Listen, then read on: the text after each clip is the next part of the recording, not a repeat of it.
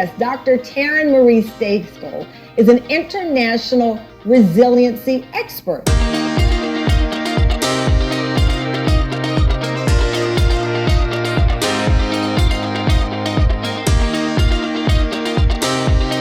Welcome to the Forbes Factor. We focus on health, wealth, and happiness. We've got a very special guest. Will you please put a big round of applause and welcome to the stage Ms. Taryn Marie.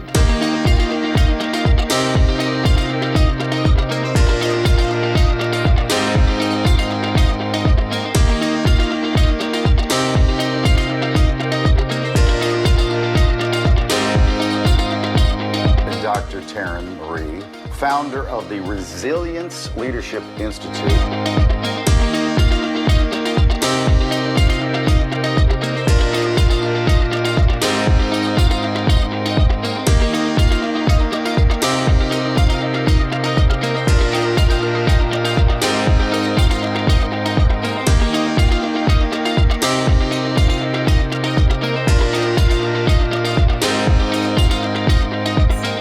The one thing that we don't understand about resilience is we've been taught that resilience is something that lives outside of ourselves, something we've got to go find, something we've got to go become. And what I've found is that resilience is actually the essence of being human. And so we get to stop looking outside of ourselves for resilience. Absolutely. And realize that it lives within us. Oh, how beautiful. That was beautiful. Thank you. I'm a big believer that it's one of the most important personality traits to having a blissful and successful life is the ability to learn to be resilient. So often we think about like the first person who's back to work after a tragedy, right? Or the, first kind of store that reopens after a, sort of catastrophic weather event, or the first person who's going back, quote unquote, to their normal lives, right? There's so much pressure on us to be okay and to recognize like it's okay not to be okay. One of the myths, right, is that we bounce back, that we're unaffected, right? The truth is we bounce forward. We take the wisdom, we take the empathy, we take the experience, the knowledge, the strength, and we go forward and we create a new version of ourselves. Really profound. Thank you.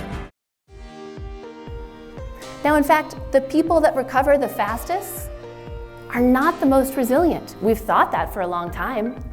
I can have surgery on Friday and be back at the office on Monday.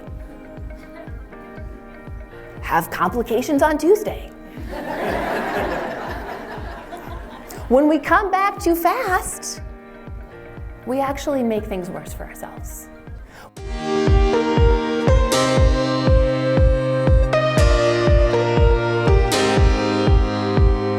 The fourth practice of particularly resilient people is the practice of gratiosity. If you haven't heard that word before, that's okay, because I made it up. Don't feel bad.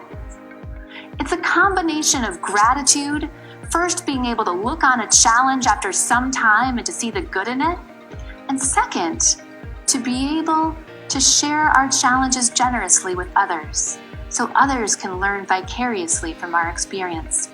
One of the things that I talk about is that we all walk around with an imaginary slip of paper in our pocket. And the imaginary slip of paper says, people would think I was crazy if they knew, ... And then we fill in the blank. We fill in the blank. And oftentimes what we put in that blank is our resilient story.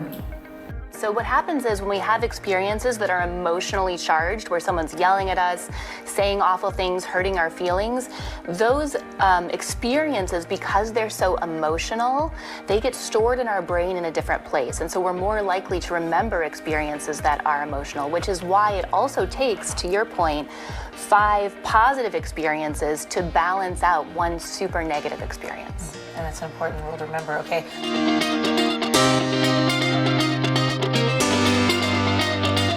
Will be anyone just like you. We all have an incredibly important purpose. We have divine gifts to bring to this world, and we are all a masterpiece in a work in progress.